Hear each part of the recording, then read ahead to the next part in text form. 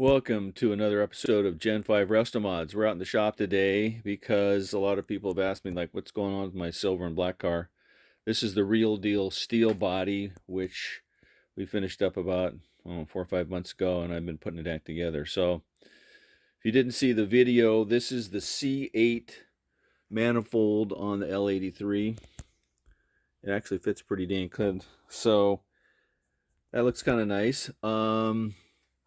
This is the T87A, which is the transmission controller on the left, and the E92, which is the ECU. You can see they're pretty dang big.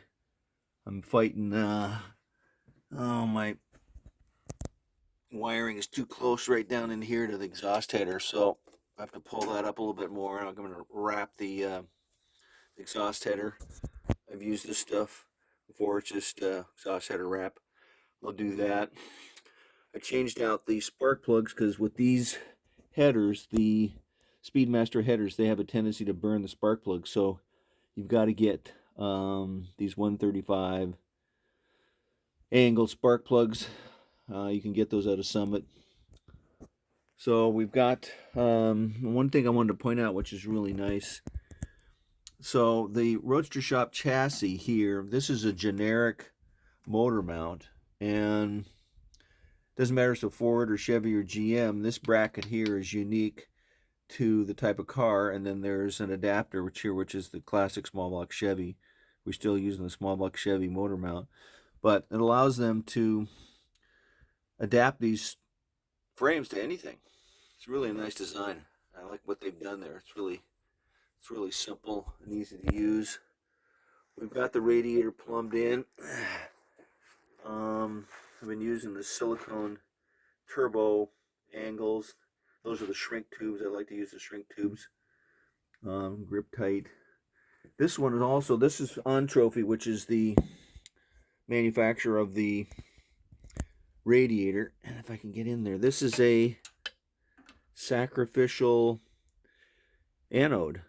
Due to wayward electricity inside your car, it can chew up your radiator. So that's the sacrificial anode that they give you and helps prevent your expensive radiator from failing. So I finished all the RS front stuff, the headlight closing, and man, there's a lot of parts in these things. I mean, there's a lot of parts. So I'm using the conventional 67 electric setup because that's what the body shop bought. And I decided, okay, well, I'll go ahead and try it. But I do not recommend using it. What I do recommend is the Retro Electro. They're out of New Jersey, and they make an electronic version. And it just makes it so much simpler. So these things have a limit switch in them. And you can see it right over here. There's two limit switches. There's one right here. And what happens with these motors, they'll burn out because unless the limit switch works, you'll burn up the motor in like 3 seconds. So it's not a very good design. They had problems with them. They had plastic gears, etc. So I do not recommend going that way, but that's just the pack of cards I was dealt on this one. So this is the trans cooler and the engine oil cooler. From one side is the oil and the other is the tranny. They're nice little 24-inch side rail coolers that fit in the front with AN fittings. I think those are kind of nice. Here's another picture of the limit switch. Really kind of old school to say the least. Now down here you can't quite, yeah, there you can see it. That is the pulse width modulated controller that I get from Swap Time. So you can take a conventional radiator and make it work with the pulse width modulated signal, because that's what you get out of the Gen 5 PWM. So it won't run off a regular relay, ground activated relay. So that's the solution. It's actually, I think it was used like 2010 or 14, somewhere around in there. It's a Spal, which is actually Italian. GM buys an Italian controller. So now the motors themselves are PWM, so you don't use that. But if you have a conventional radiator like this one has with the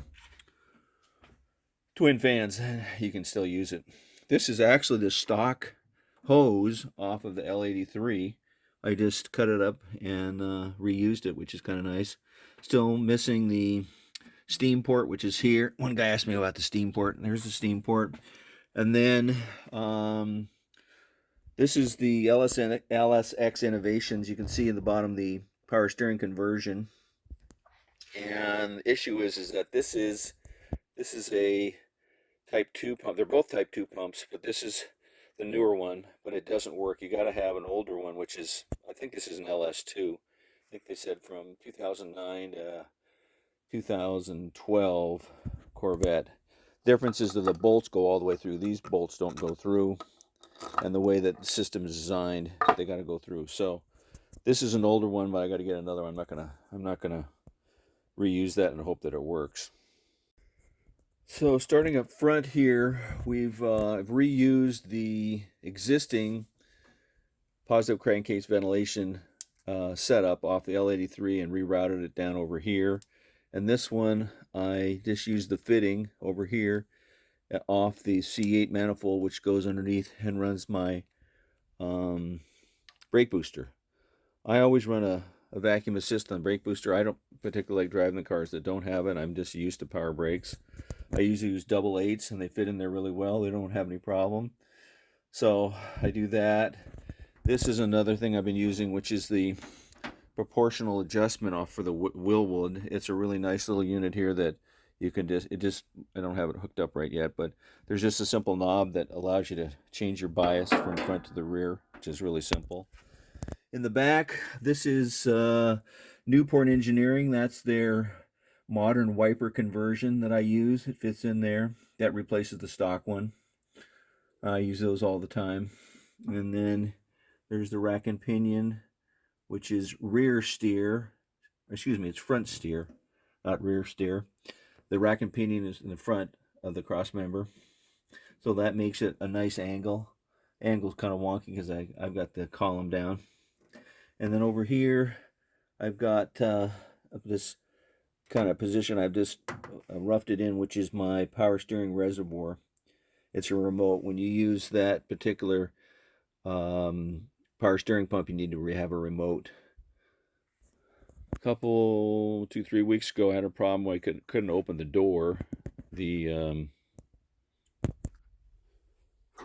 door mechanism wouldn't work at all. We fixed it. Works pretty nice. And the problem being is that the mechanism, here's the mechanism, is a repo, and it just, I don't know, you can see the body shop guys tried to do to make it work, and well, didn't work. So I've got a video on it about I can't open my door. I did that about 3 weeks ago. Gives you a quick one too. So I did a 72 C10 for my niece, and I was looking at the handles. Man, I like these handles. So these handles are, I think they fit on a whole bunch of different cars, but I liked them better than the stock Camaro ones. So we're doing that. And the last item today is the famous vintage air heater unit. I use these units, and they're compact. They fit in here, and then I use the hex fittings, and that's the heater control valve right there. And then I run the hose in there from the side. I still have to put some rubber grommets on that. And what happens is that I disable the fresh air supply, because that's where we run the squirrel cage is what used to be in there, and then your heater core remains inside. So these work really nice. And then the electronics, you can see, we'll bury that stuff up there and bring it in.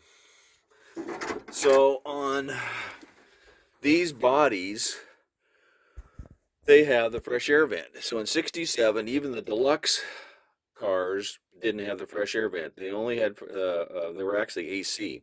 So that vent is for AC cars on 67 only. But that's the way it comes. So this is just a dummy vent that I stuck in there because there's a holes right there.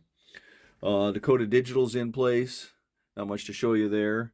And we'll be adding the electronics in the front. I've got a Android unit that I'm putting in there.